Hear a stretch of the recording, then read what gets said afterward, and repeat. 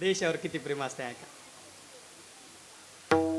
आमचा परभणी जिल्हा आणि बापू परभणी जिल्ह्यामध्ये आपला पालम तालुका. पालम तालुक्यामध्ये एक वाडी, तिथे एक आमचा एक सैनिक होऊन गेला. ऐका, बोलू नका.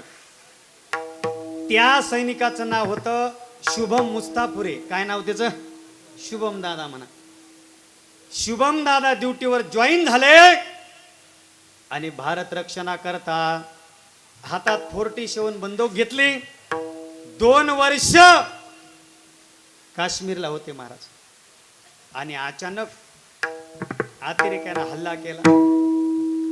11 अतिरेकी आमच्या शुभम दादानं एकट्यानं 11 अतिरेकी मारले.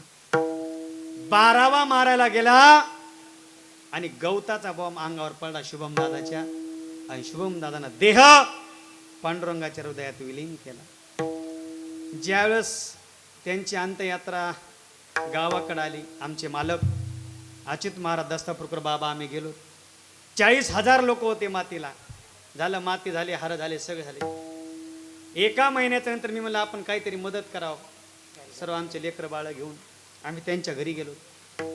त्या फोटोच्या पाया पडून मी शुभम दादाच्या, ज्यांनी 11 अतिरेकी मारले, देशाचं रक्षण केलं. त्याचे वडील टेलर काम करतात, टेलर. त्यांच्या पाया पडायला गेलो, रडू लागलो. म्हणजे महाराज काय झालं तुम्हाला रडायला? मला आपला शुभम आपल्याला सोडून गेला. म्हणजे रडू नका महाराज, माझा शुभम काय व्यसन करून गेला नाही, ऑक्सिजंट मध्ये मेला नाही, तर देशाची सेवा करता करता मला एकच आशीर्वाद द्या महाराज. मला काय आशीर्वाद द्यायचा? माझ्या शुभमनं फक्त 11 अतिरेकी मारले. मग शुभमचा लहाना भाऊ आता 12वीला आहे. मग त्याला मी इतकं शिकवणार की पुन्हा शुभमच्या जाग्यावर देशाकरता ड्युटीला पाठवणार. मला कशासाठी? म्हणजे माझ्या शुभमनं तरी 11 अतिरेकी मारले, पण माझा लहाना मुलगा असे हजारो अतिरेकी मारणार आणि पुन्हा भारत देशाकरता आपला देश समर्पण करणार.